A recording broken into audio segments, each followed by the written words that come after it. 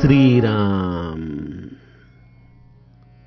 आपल्या सर्वांच्या हृदयस्थ वसणाऱ्या आत्मारामास साष्टांग प्रणिपात करून गोस्वामी तुलसीदास रचित श्री रामचरितमानस या ग्रंथातील जो 6ठ सोपान लंकाकांड याचं आपण चिंतन करत आहोत. सज्जनहो, हे आपलाच कथा चिंतन क्रमांक 1096. आपण गेल्या चिंतन प्रवाहामध्ये प्रभू रामचंद्र आणि बिभीषणाचा संवाद बघितला. बिभीषणाने महादेव जाताच प्रभू रामचंद्रांच्या चरणी येऊन त्यांना प्रार्थना केली की प्रभू, आपण माझ्या महालामध्ये यावं, आपल्या चरण स्पर्शाने या वास्तूला पुनीत करावं, स्नान करावं, आपला थकवा दूर करावा, ही सगळी संपदा आपण आपल्या डोळ्यांनी पाहावी आणि तत्पश्चात या सर्व वानर अस्वलांमध्ये ती वाटून टाकावी. अशा पद्धतीने प्रभू रामचंद्रांना त्याने विनवणी केली. प्रभू रामचंद्र म्हणाले की सख्या, तू म्हणतोस त्याप्रमाणे हे सर्व काही माझंच आहे, यात काही शंका नाही, परंतु मला इथं एक एक क्षण भरताशिवाय अत्यंत असह्य अशा वेदना होत आहेत. जर मी आता विलंब केला तर मी भरताला कदाचित जिवंत पाहू शकणार नाही. त्यामुळे मी तुला अनुरोध करतो की तू लंकेमध्ये कल्पभर राज्य कर आणि या सर्व समस्त भोगांचा तू एक प्रकारे आस्वाद घेत असताना हे सगळं काही रामाचं आहे या जाणीवेने राहा. अशा पद्धतीने प्रभू रामचंद्रांनी बिभीषणाला सदुपदेश केला आणि शेवटी बिभीषणाला ते म्हणतात की पुनि मम धाम पायहु जहां संत सब जाही. तू शेवटी माझ्याच धामामध्ये प्रवेश करशील जिथं सर्व संत निवास करतात. सज्जनो, इथून पुढील कथाभाग गोस्वामीजी गाऊ लागतात. सुनत बिभीषण बचन राम के, हर्षी गहे पद कृपा धाम के. बानर भालु सकल हर्षाने, गहि प्रभु पद गुण बिमल बखाने. बहुरी बिभीषण भवन सिधायो, मणिगण बसन विमान भरायो. लय पुष्पक प्रभु आगे राखा, हसी करी कृपा सिंधु तब भाषा. चढ़ी विमान सुनु सखा विभीषण, गगन जाई बरसहु पटभूषण. नभ पर जाई विभीषण तबहि, बरसी दिए मणि अंबर सबहि. जोई जोई मन भावई सोई लेहि, मणि मुख मेली डारी कपि देहि. हसे राम श्री अनुज समेता, परम कौतुकी कृपा निकेता. मुनि जेहि ध्यान न पावही, नेति नेति कहबे. कृपा सिंधु सोई कपि नसन, करत अनेक विनोद. उमा जोग जप दान तप, नाना मख व्रत नेम. राम कृपा नहीं करहि तसी, जसि निष्केवल प्रेम. सियावर रामचंद्र प्रिय हो.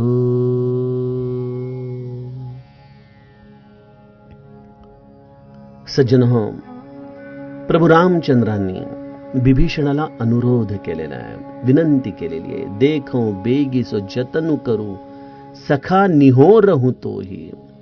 मी तुला विनंती करतो. बघा, खरं तर प्रभू रामचंद्रांनी हे स्वकष्टाने अर्जित केलेलं राज्य आहे लंका. मग इथं तरी देखील या विनंतीच्या आधाराने प्रभू रामचंद्र बोलतायत. समर्थांनी दासबोधामध्ये काही अत्यंत परस्पर विरोधी असणाऱ्या जोड्यांची लक्षणं आपल्याला सांगितलेली आहेत. त्यामध्ये विद्वान आहे आणि लीन आहे. एखादा अत्यंत भक्त आहे परंतु अहंकारी नाही. अशा स्थिती या परस्पर विरोधी आहेत, ज्यांचं मिश्रण सामान्य जीवामध्ये सापडणं हे अत्यंत अवघड असतं. प्रभू रामचंद्रांनी एवढं सगळं राज्य स्थापन करूनही आपला विनय जणू काही आम्हाला या शब्दांमधून विभीषणाशी संवाद करताना सांगितलेला आहे. सज्जनो, आपल्याकडे विद्या विनयेन शोभते हे असं आपल्याला लहानपणापासून शिकवलं जातं. आपल्याकडे पण बहुतांश वेळेला थोडासा अधिकार, थोडासा पैसा मनुष्याला मिळाला की अर्ध्या हळकुंडाने पिवळी झालेलीच मंडळी या समाजामध्ये आपल्याला विशेषत्वाने दिसत असतात. मी म्हणीन तसंच होईल, मी सांगेन तसंच करायला हवं, अशा पद्धतीने अरेरावायची भाषा वापरणारे समाजामध्ये आपल्याला अनेक लोक दिसतात. परंतु आपण एखाद्याशी कसा व्यवहार करावा हे रामायण आम्हाला शिकवतं. बघा, सगळं काही स्वअर्जित असूनही प्रभू रामचंद्र तेव्हाचा असलेला राजा, तात्कालीन राजा विभीषण याला विनंती करतायत की आपणास मी अनुरोध करतो की आपण माझ्या जाण्याचा योग्य तो असा उपक्रम या विमानाच्या आधाराने करावा, जेणेकरून मी माझ्या भरताला वेळेमध्ये जाऊन भेटू शकेन.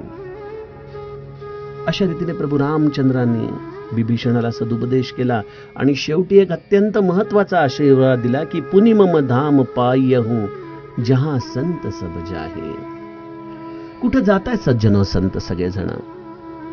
तुकाराम महाराज म्हणतात ना की आम्ही वैकुंठवासी आलो याच कारणासी, बोलिले जे ऋषी साच भावे वर्तावया. जीवाला या भूलोकावरती येण्यासाठी कुठलंही स्वातंत्र्य नसतं, त्याला यावं लागतं. It is by force.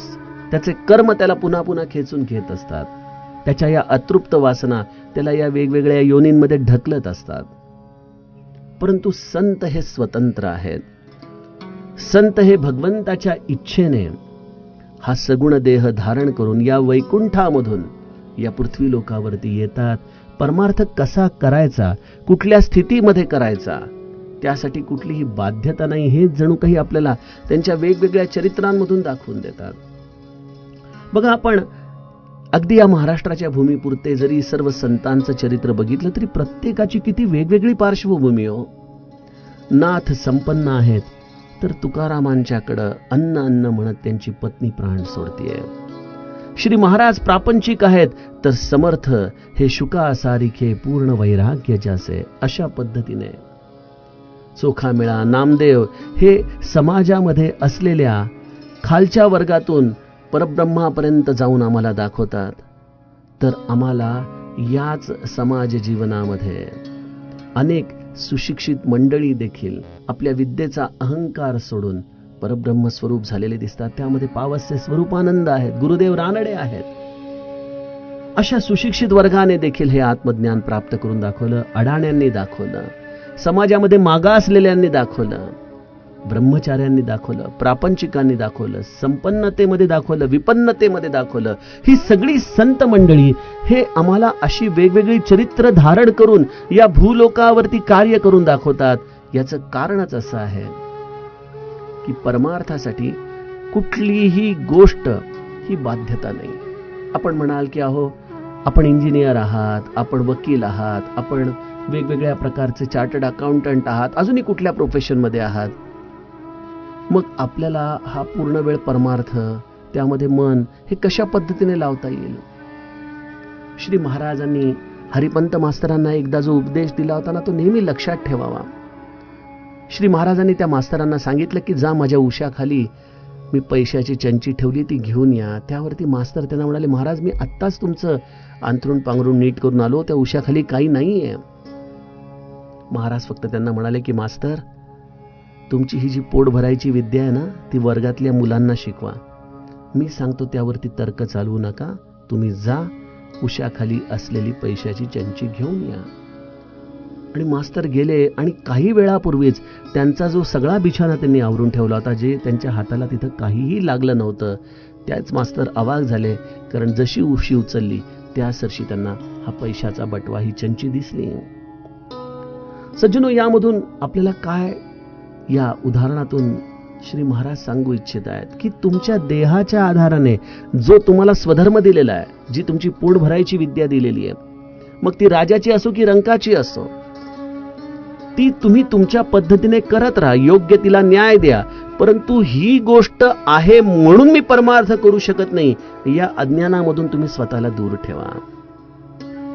आणि विभीषणाला प्रभू रामचंद्रांनी हे वरदान देऊन जणू काही आमच्यासारख्या सामान्यांना, जे आपला व्यवसाय धंदा करून पोट भरतायत, त्यांच्यासाठी केवढा मोठा दिलासा दिलाय की जर आपण प्रभू रामचंद्राचं स्मरण करत जे काही राज्य भगवंताने आम्हाला या प्रपंच रूपाने दिलंय त्यामध्ये त्याचं नित्य स्मरण ठेवलं, तो त्याचा आहे म्हणून आपण सांभाळला, तर आम्हाला देखील प्रभू रामचंद्र त्याच ठिकाणी स्थान देतील जिथं सर्व संत आणि विभीषण राहतो.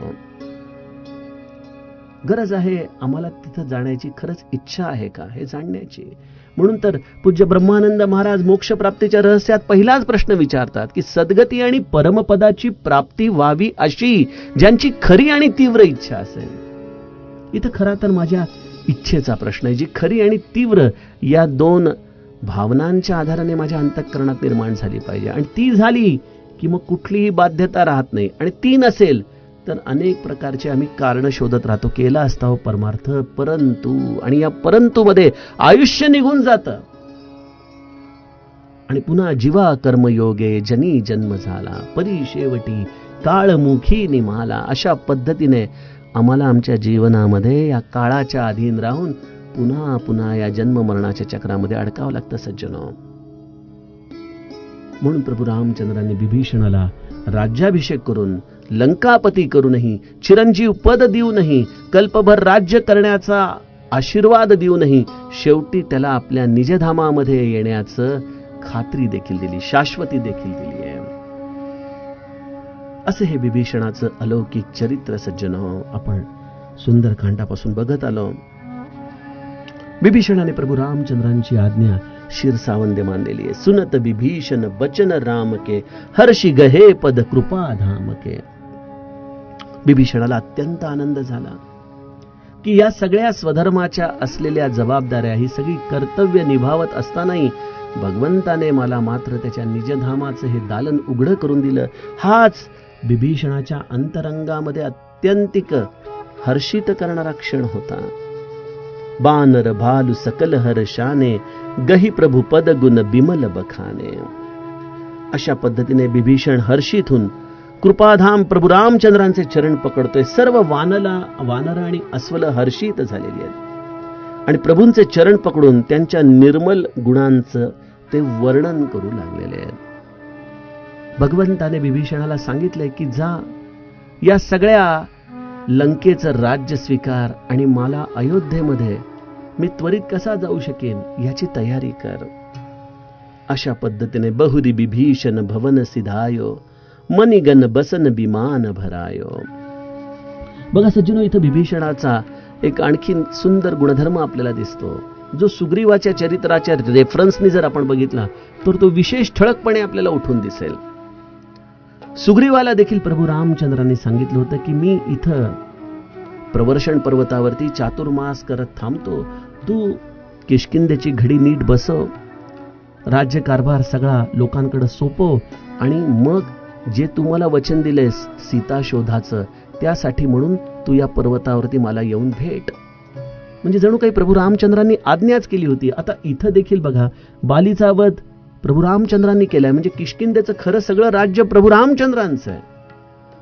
परंतु तरी देखील लक्ष्मणला पाठवून त्यांनी सुग्रीवाला राज्याभिषेक करायचं सांगितलं. इथं देखील लंकेचं राज्य प्रभू रामचंद्रांचं आहे, परंतु लक्ष्मणाला सांगून त्यांनी विभीषणाला सिंहासनावरती बसवलंय. सिंहासनावरती बसल्यानंतर सुग्रीवाला देखील त्यांनी आज्ञा केली की लवकरात लवकर तू सेवेमध्ये रुजू हो. आणि विभीषणाला देखील सांगितलंय की मला अयोध्येमध्ये परत जायचंय, तेव्हा तेवढं लवकरात लवकर बघ. आता दोघांच्या मध्ये असलेल्या या प्रतिक्रिया, यामध्ये विभीषण आणि सुग्रीवाचं असलेल्या चरित्रातला आपल्याला फरक दिसून येतो. जरी दोघेही प्रभू रामचंद्रांचे सखे आहेत, सुग्रीवाला देखील त्यांनी सखा मानलंय आणि बिभीषणाला देखील त्यांनी सखा मानलंय. भगवंत सख्यत्व निभावतो, गरज आहे जीवाने ते सख्यत्व निभावायचे. सुग्रीव विसरून गेला. प्रभू रामचंद्र या वर्षा ऋतूमध्ये या पावसाच्या थेंबांना सहन करत प्रवर्षण पर्वतावरती बसून आहे.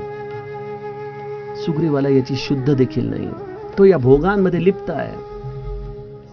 आणि बिभीषण मात्र ज्या क्षणी प्रभू रामचंद्रांनी सांगितलं त्या सरशी बहुरी बिभीषण भवन सिधायो, लगेच बिभीषण महालामध्ये आला.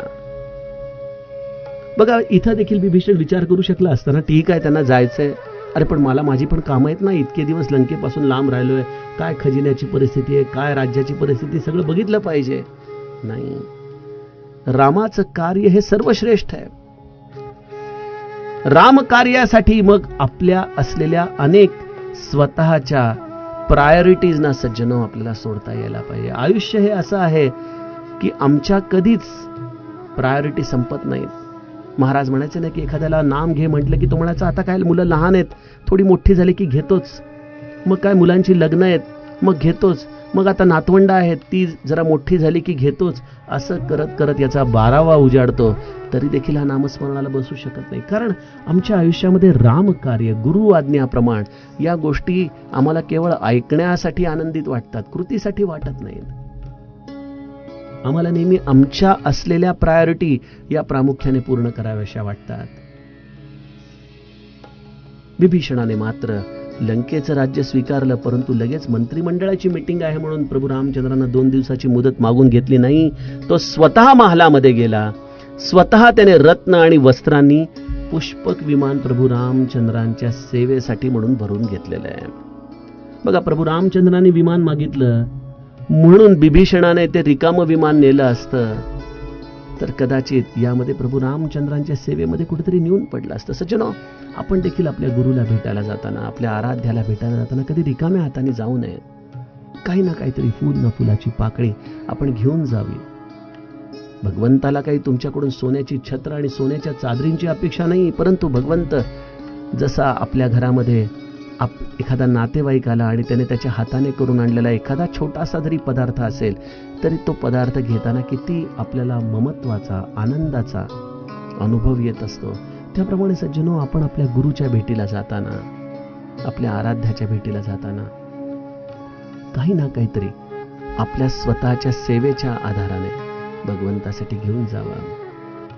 बिभीषणाने विचार देखील केला नाही की किती द्यायचं. अरे, जर सगळंच द्यायचं आहे तर आपण काय देणार आणि कोणाला देणार. त्याने या रत्न आणि वस्त्रांनी विमान भरून घेतलं. मला आठवतं, मी काही कथा प्रसंगांच्या पूर्वी बिभीषणाचं कौतुक करताना म्हटलं होतं की एक फकीर लंकेच्या बाहेर राहून दुसऱ्या फकीराचा राज्याभिषेक बघतोय. प्रभू रामचंद्र बिभीषणाला तिथं कासव जसा आपल्या पिल्लांना दृष्टीने सांभाळतो त्याप्रमाणे बिभीषणाला प्रभू रामचंद्र आशीर्वाद देत आहेत. आणि तो देखील तिथं बसलेला फकीर, प्रभू रामचंद्रांनी विमान मागितलंय म्हणून ते विमान रिकामं नेण्याच्या ऐवजी त्यामध्ये सर्व प्रकारची रत्न आणि वस्त्र घेऊन ते विमान प्रभूंच्या समोर आणून ठेवतोय. लई पुष्पक प्रभू आगे राखा, हसी करी कृपा सिंधू तब भाषा. पुष्पक विमान सोन्या नाण्यांनी, वस्त्रांनी भरलेलं आहे. प्रचंड मोठं ते विमान, केवढी प्रचंड संपदा त्यामध्ये सामावली असेल. प्रभू रामचंद्रांच्या समोर ते आणून ठेवलं. प्रभू रामचंद्र हसून त्याच्याकडे बघतायत आणि म्हणतात, चढी विमान सुनु सखा बिभीषण, गगन जाई बरशहु पटभूषण, नभ पर जाई बिभीषण तबही, बरशी दिये मनी अंबर सबही. प्रभू रामचंद्र त्या सोन्या नाण्याकडे केवळ बघतायत, हसतायत आणि म्हणतात, हे सखा बिभीषण, ऐक, एक काम कर, या विमानामध्ये बसून आकाशामध्ये हे विमान एका उंचीवरती घेऊन जा आणि तिथून या वस्त्र आणि दागिन्यांचा वर्षाव या माझ्या वानर आणि अस्वलांवरती करून टाक.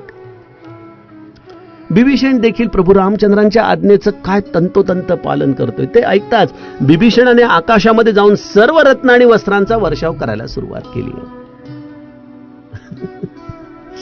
सज्जन, हे सगळं अलौकिक चरित्र काय.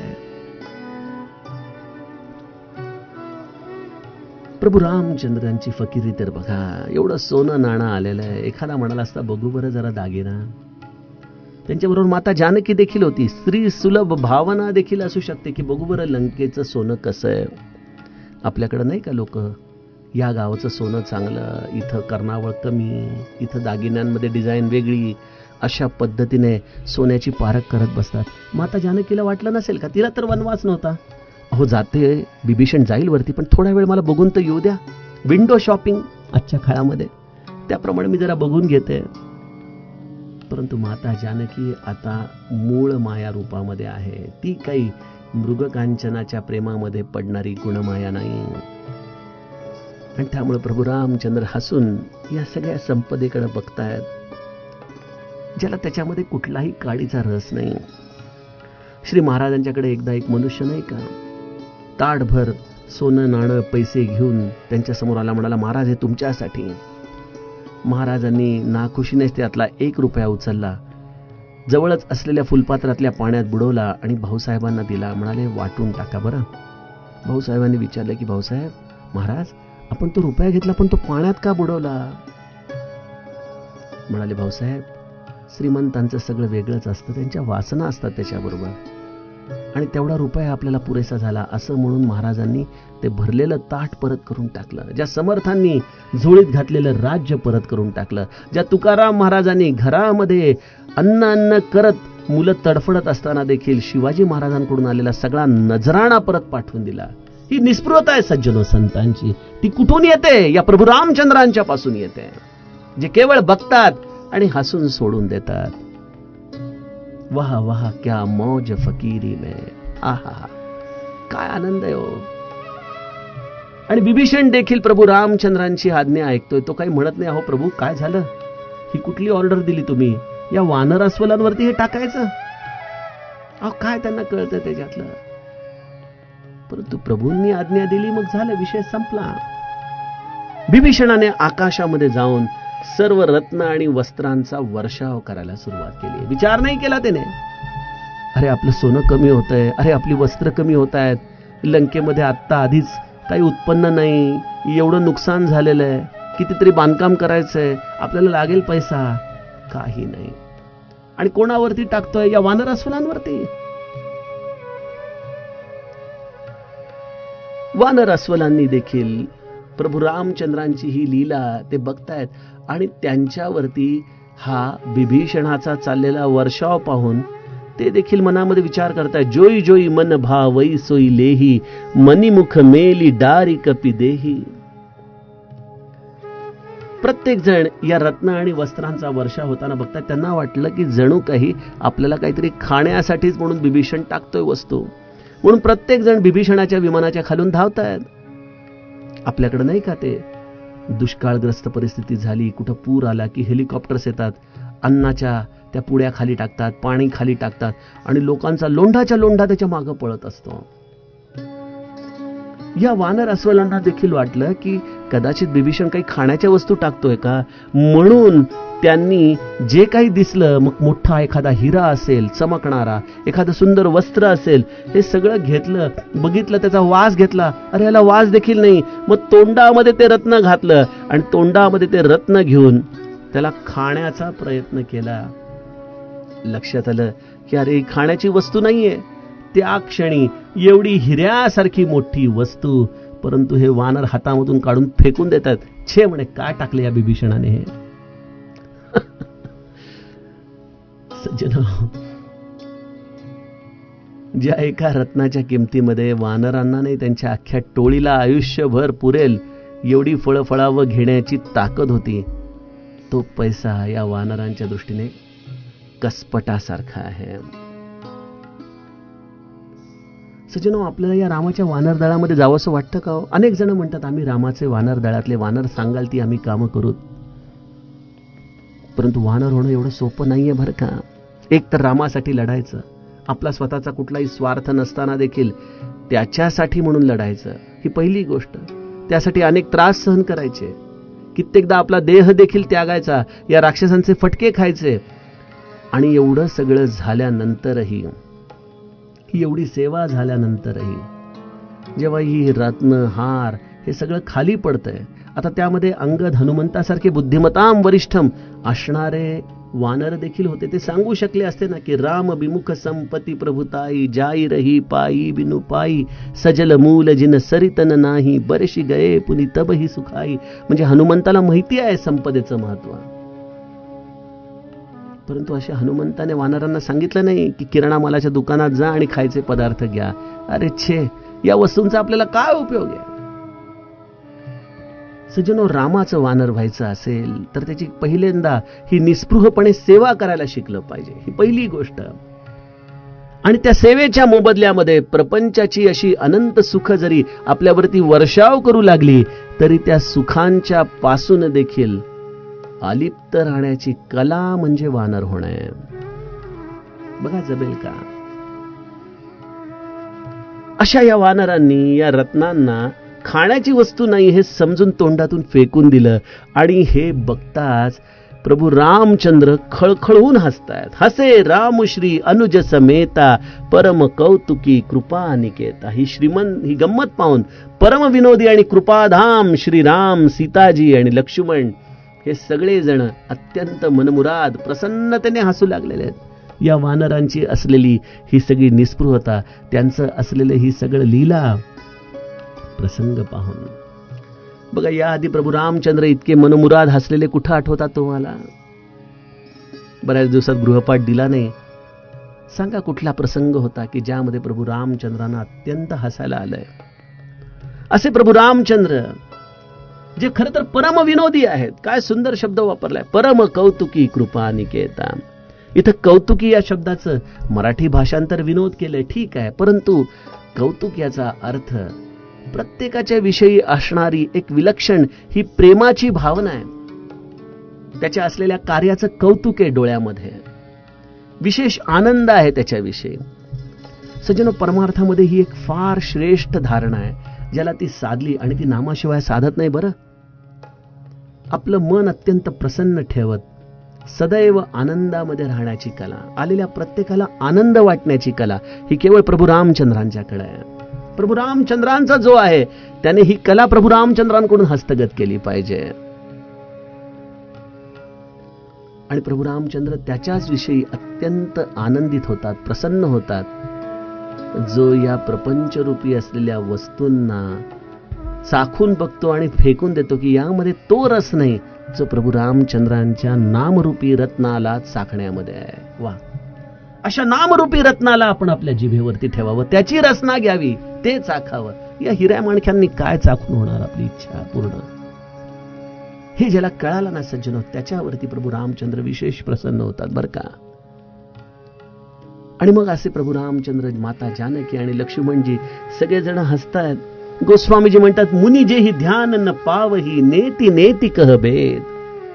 ज्यांना मुनी ध्यानातही पाहू शकत नाही, ज्यांना वेद नेती नेती म्हणतात, तेच कृपासागर श्रीरामजी वानरांबरोबर अनेक प्रकारचे विनोद करत बसलेले आहेत.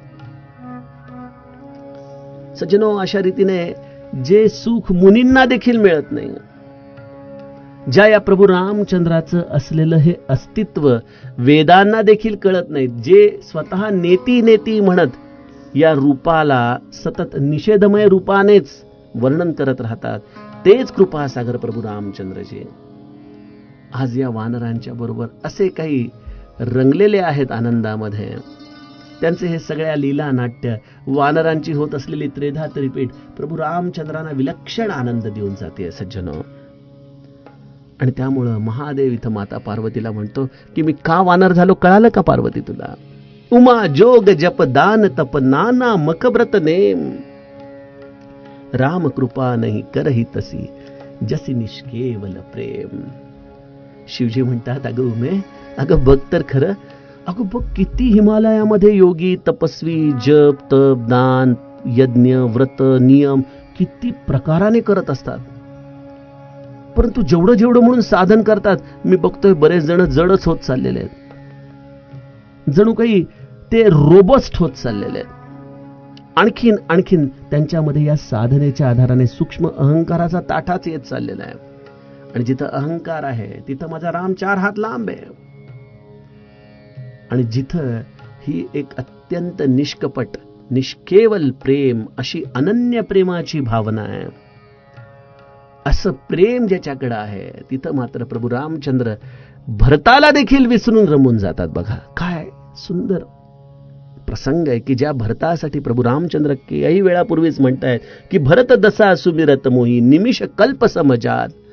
या भरताची दशाचं स्मरण करून मला एक एक क्षण कल्पाप्रमाणे जातोय. तेच प्रभू रामचंद्र इथं वानर अस्वलांची लीला पाहत रंगून गेलेले आहेत, हसतायत, मनमुराद आनंद घेत आहेत. सगळं अलौकिक आहे सज्जनो आहे. या जन्मामध्ये प्रभू रामचंद्रांचं वानर होण्याचा प्रयत्न करूयात. एखादं छोटंसं जे सगळ्यात त्याच्यामध्ये दुर्बल असेल, जे सर्व दृष्टीने या कुठल्याही प्रकारचं कार्य करण्यासाठी सक्षम नसेल, असं वानर होण्याचा प्रयत्न करूयात. मला वाटतं अशा वानरावरतीच प्रभू रामचंद्र सर्वात जास्त कृपा करतात, कारण की तोच त्यांचा लाडका आहे. जसं आई आपल्या लेकराच्या या सगळ्या बडबड गीतांना, त्याच्या असलेल्या या प्रत्येक कृतीला मनमुरादपणे हसून दाद देते, कारण त्या बाळाचं केवळ आईशिवाय दुसरं कोणी नाही. त्याप्रमाणे आपण रामाचे होत आणि त्याचं प्रेम अनुभव सज्जनो, यापेक्षा अजूनही काय वेगळा परमार्थ असणार. जानकी जीवन स्मरण जय जय राम.